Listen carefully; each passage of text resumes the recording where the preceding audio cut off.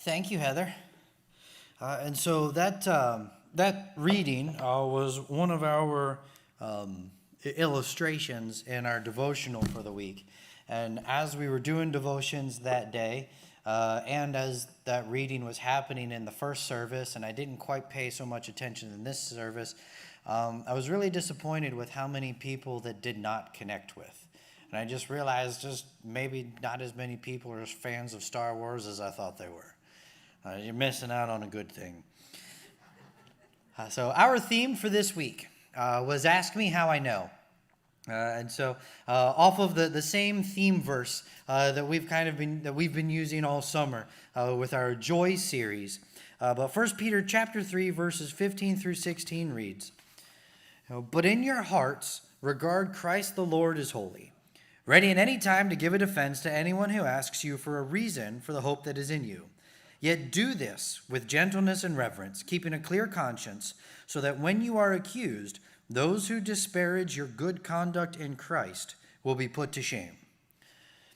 So with ask me how I know, right? So always be ready to give a reason, to give a defense, all right, for the reason, for the hope or the joy or the love or whatever it is that you have. And so this inviting this question of ask me, right? Ask me how I know, right, that this faith is real. So Monday night, we looked at Ask Me How I Know My Faith is a Precious Gift. And our scripture for that week was our call to worship, the parable about the pearl merchant who finds a priceless pearl and then sells everything that he has and goes and buys it. As we were having this conversation, and talking with the kids, I just asked them, right, what do you find precious? Right? What is your most valuable possession? And Izzy shared it was her cell phone, and we laughed real quick, right? But I asked her why, because I knew the answer why, and I asked her why, and she said because it connects her to her friends and her family. Right? So it's not just a screen that she plays games on, like it's her connection to people. Right? So when she said her cell phone, Haley said her snake, by the way. Haley said her snake, and cat. Lacey said it was her cat. And so so then I started poking, especially Lacey. I said, okay, so since your cat is valuable, that means you feed it every day, right? Or it was Hannah, sorry. I said to Hannah, I said, so since your cat is valuable, that means you feed it every day, right? And she says, yeah. I said, that means you always make sure it has clean water, right? And she says, yeah. I said, that means you clean its litter box every day, right? And she goes, well, no, maybe not so much. But the point that we were getting to was, right, when we find something is valuable, we reorient our lives around it. Right? Like it changes our life, right? We build routines into our life to make sure that our pets are fed and taken care of, or our children are fed and taken care of. And the same thing goes with our faith, right? That when our faith is valuable, right? One, we reorient our life around it so that we spend time in prayer and we spend time studying scripture, right? But we also let it change our lives. And so the answer to the question should be is, how do I know that my faith is a precious gift? And it's because it's changed my life. And I know the impact that it's had on my life. Tuesday we asked, ask me how I know God is love. And the illustration on the inside, I love it. I do legitimately enjoy the Frozen series. Because I love the questions that they pose. Right? Frozen 2, right? One of the big repeated lines in Frozen 2 was, when you don't know what to do next, just do the next right thing. Like, I think that's a brilliant line. Right? And Frozen 1, they didn't chase the line or chase the theme that like princess movies can chase. Right? So what they needed to do was Princess Anna had a heart that was slowly freezing. And she was told that the only thing that can thaw a frozen heart is an act of true love. So she gets to her true love, and it turns out that he wasn't her true love. He was manipulating her the entire time just so he could have access to her kingdom, and he stabbed her in her back and left her to die. But what thawed everything was when she sacrificed her own life in order to save her sister. Right? That's brilliant. Right? And then they say, right, it's love that thaws a frozen heart. But you ask me how I know God is love. All I have to do is look at a cross, and I know that God is love, because Jesus gave his life.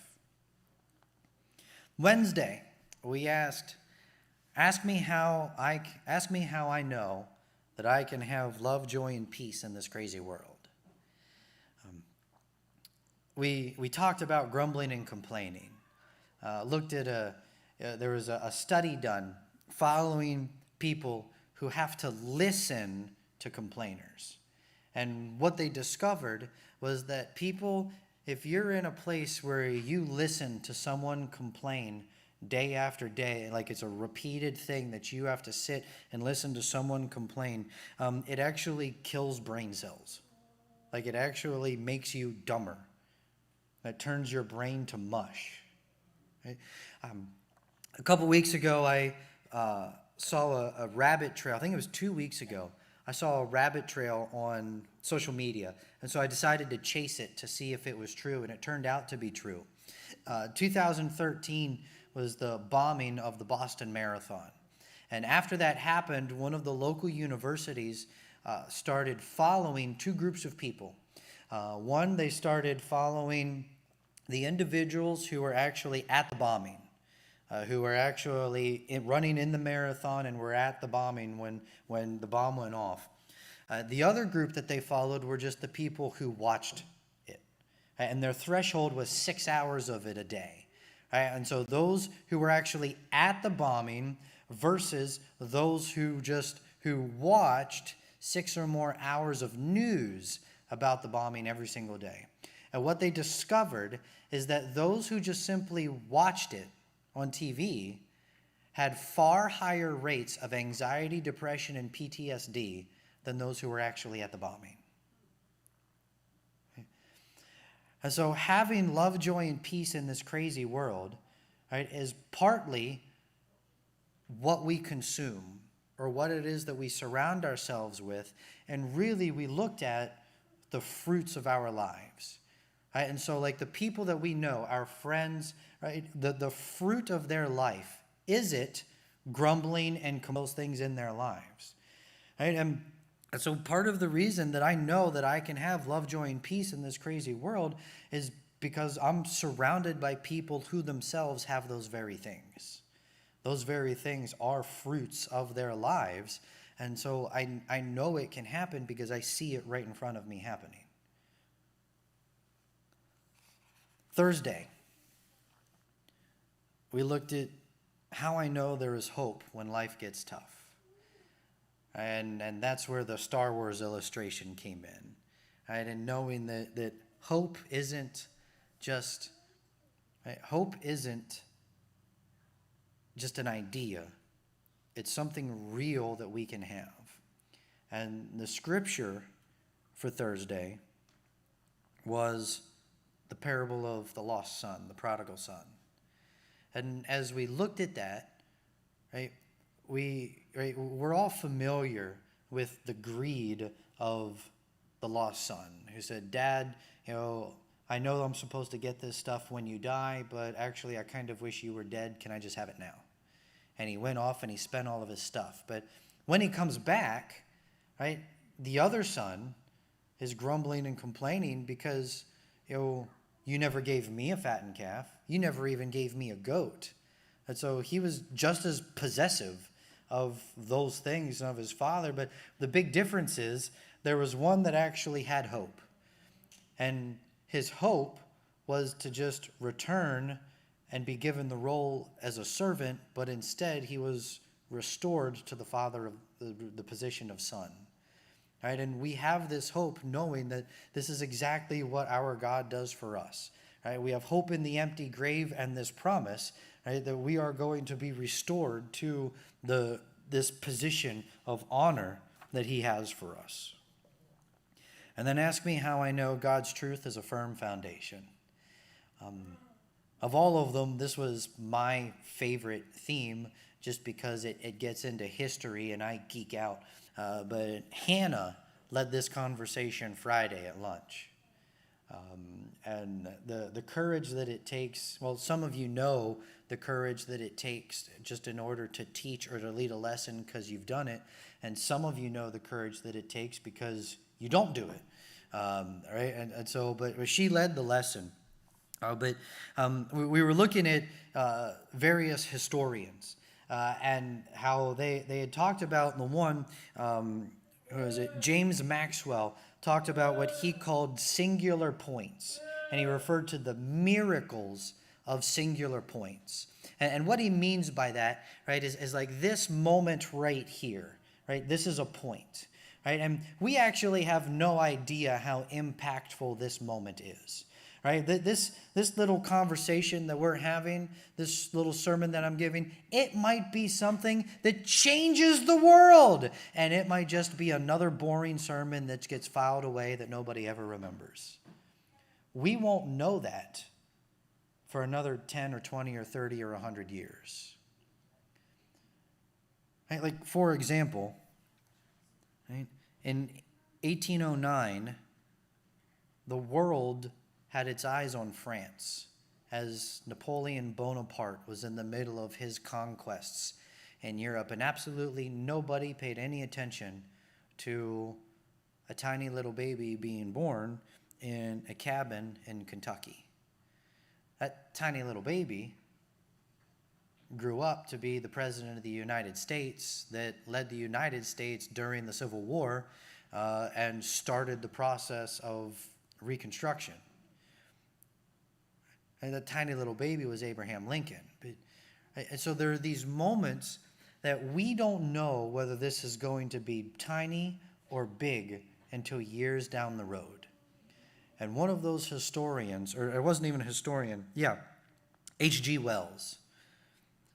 He says, "I'm a historian. I'm not a believer. But I must confess as a historian that this penniless preacher from Nazareth is irrevocably the very center of history.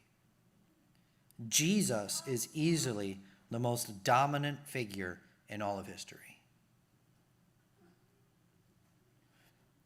If we had a chance to study sociology and you were to study cults and movements, one thing that you would learn is they're generally started by like one individual, right? Or there's one person that comes to the forefront of it.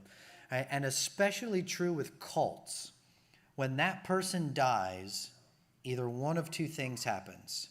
Either they replace the leader with a new one, or the cult or the movement just fizzles and dies out. Christianity, especially early Christianity, didn't do either one of those things. They didn't replace Jesus with a new Messiah figure, and it also didn't die out. Why? I think the only explanation that makes sense is because he's still alive. And you ask me how I know God's truth is a firm foundation, and it's because I look at these moments in history, and the only thing that makes sense to me is that this simple carpenter in Galilee truly was exactly who he said he was, and he rose from the dead to be able to have the impact that he does. And for me, all questions come back to that moment: was the tomb empty? If the tomb was empty, then I continue to wrestle through this faith that I have. If the tomb wasn't empty and he stayed dead, then this faith that I have is just a silly fairy tale. But that empty tomb is how I know that God's truth is a firm foundation. At this moment, I want to invite the kids to those who are in a yellow shirt to come on up here. And so as they do, You guys are going to get an opportunity just to hear from them here. And so as they come forward, this is just a small sample of what you guys saw this week. We had 19 campers in total, including 2 others. And so Eli over here at this end and Noah, Noah's still hiding back there. They're technically not youth, but their mom was helping, so they were here helping as well.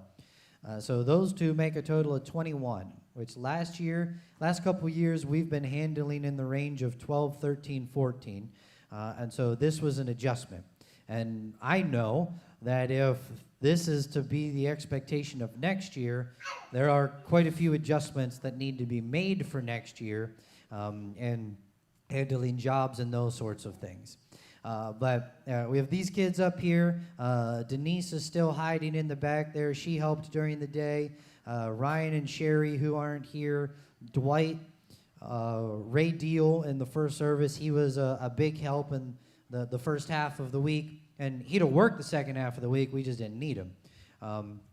So, yeah, they were all really big helps in helping us just get the work done. Jay Porzik and Mike Goshorn, they worked a couple days as well. And I already gave them the heads up that next year I'll be hunting more work. And so this year they gave us 2 days. Next year I'll be looking for more. But, yeah, we did various jobs, a bunch of brush cleanup. We filled 3 different dump trailers throughout the week, which was fantastic. In years past, we would just fill up a trailer and then we would have to go empty it by hand. And we're always emptying it at the end of the day when it's at the hottest and we're at our most tired. And to be able to just back up to a pile and push a button was glorious. I was singing God's praises the entire time as the bed went up and the bed went down. It was a fantastic thing. So thank you to those who let us use the dump trailers this year. Quite a few just brush cleaning up yards. One property that a brand new Leaf Landscaping Company partnered with us, filled their dump trailer. But they partnered with us to clean it up and put down a fresh coat of mulch. You guys will see some of that in the video. We resurfaced, replaced top boards on a ramp, a deck, secured it up. They built a bridge, helped take up a paver sidewalk, and another crew came in after us to put that stuff back down. We resealed the picnic tables down there. Some of you may have noticed the new color on the wall back here by the coffee cart. That was originally not in our plan for the week, but Friday, with as terrible as the air quality was, I thought that is a perfect job to do inside today.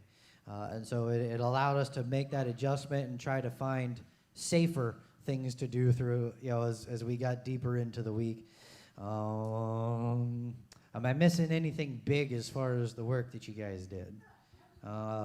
Just mulching, playing in the lake. Yeah. What was that? Paint. Yep. Did a little more painting with the deck, which we were laughing. I said, as they were painting it, a cat that I ever participated in, I think was 1997 or 98. And we were painting some deck boards white, and a cat walked across those, and it was the very first time in my life I had ever heard a pastor swear. It might be the only time in my life I ever heard Dick Reese swear, but I remember it. And it was a cat that did it, yeah. So, Work Camp will do that to people. So I'm going to go ahead and give them the mic, give them an opportunity just to share a memory or share a story, and when we get down to Ken, I will take the mic back. Whichever one of you goes last. One story I have from Work Camp that was pretty fun is we bought 5 Sprites and we did the Sprite challenge. We made Danny do it. You have to drink a whole Sprite without burping, and since Sprites are really carbonated, it's going to blow your stomach up. And Danny did not finish his bottle. He almost threw up, and he was in pain for a while. I was the only one that finished. There was 5 of us that did it. It was pretty fun because then you would just burp constantly afterwards. All you heard for like 30 minutes was burping, burping, burping. My favorite part about work camp is whenever Gabe's dad brought their big fat cat Timmy to the campsite, and we tried to take him a walk around the campsite, but he just kind of sat down. We had to drag him. My favorite part of work camp was catching a sunfish. My favorite part of work camp was probably the ducks in Danny's trailer. My favorite part about work camp was Gabe caught the turtle off the golf cart. It was hard to pick one specific moment during work camp that was my favorite because it was just a really fun week. And being able to hang out with all these kids, there was always so much going on. But if I had to pick anything, it would have been Tuesday when we worked with Mount Pleasant, another church, and we went and we helped this one lady out and cleaned out a bunch of brush and stuff. And it was just, this church is just amazing because throughout the day they would come by with Gatorade, and ice pops, and they were all just stopping by with all this stuff and just helping us out. It was really amazing to see the community of another church and how they work. It was really heartwarming. Seeing. Yeah, it's just really heartwarming to see. And that cat, I was working on that crew with the cat, and it left its paw prints on her wall. So that was funny. But yeah, hand it over to Zeke. My favorite memory was being able to meet lots of new people at work camp and making new friends. My favorite part about work camp was making new friends, going to the lake, and going to Trolley Top. I made the shirts again this year, which thank you, Danny, for being a very simple design this year after the last couple. And then I did the games in the evenings for the kids. If you want to make the teenagers very happy, give them a bunch of bubbles. I think that was the most fun they had with an evening game was the bubbles. It was the most simplest thing. And I think they also very much enjoyed the giant volleyball. Little Noah back there, the ball was probably twice his size, and he was going for it every chance he got. My favorite part about work camp was probably either finding a turtle on the golf cart trail or getting to drive the four-wheeler. One of the memories I'll have from work camp this year is when we put Post-it notes all throughout Danny's truck because he left it unlocked, and they're probably still in there. And then when me and Rebecca put tiny little ducks all throughout his camper. My favorite part was playing the bubble machine. My favorite part about work camp was getting tackled in the pool and getting new friends. My favorite part about work camp was watching people struggle play volleyball. We wanted to think of some cool things to prank Danny with this week. And another thing we did was when we went to Fuller Lake, I was telling the kids to constantly update him. Little things like, hey, I'm eating a sandwich. Hey, I'm gonna go swimming. It was constant. I think one of the things I liked the most was renting a golf cart because I've never done it. I know it sounds simple, but I loved it. I did it for hours. Kids came with me, little Trenton, he always tagged along. The other kids were swimming and he was just doing nothing. He just tagged along. But I do have to say that all these kids were amazing. I haven't done a work camp since I was pregnant with Gabe, and he's almost 17. So it's been a while since I've been back, but they all did amazing, and they had a lot of fun, and I had a lot of fun, so. My favorite part was Saturday morning. Not so much for the reason that you might expect, but I went to bed Friday night just physically and emotionally exhausted.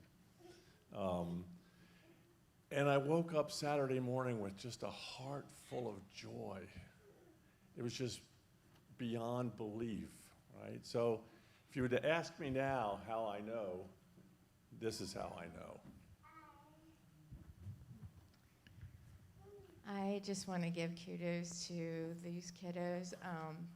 It's nice when you've done work camp year after year and you get to see the difference from one year to the next. And these guys are, like Rachel had said, they're amazing. The one job we did was stonework, and you are shoveling stone, and it's heavy. And these kids were amazing. They were great.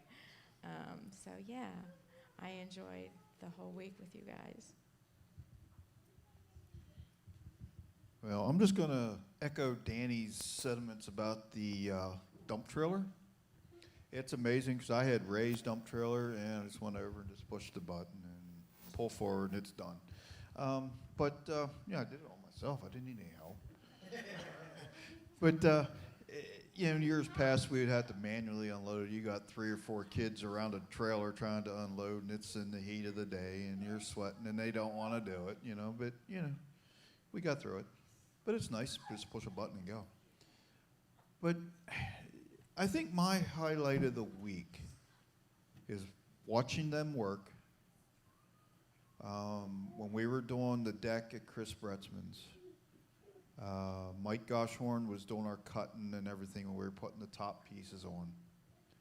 You could hear the saw, we're hauling numbers at them for lengthwise. You hear the saw, and the next thing in the background, you got 3, 4, 5 kids running impact drivers. I mean, it was just a constant. You hear the buzz of the saw, then it was just cool. We when they had an incentive to get it done, because that was Wednesday morning we did that. We were done by noon to head to the lake. So, but yeah, and then just watching them work over the years, and sometimes just standing back and you don't even have to supervise.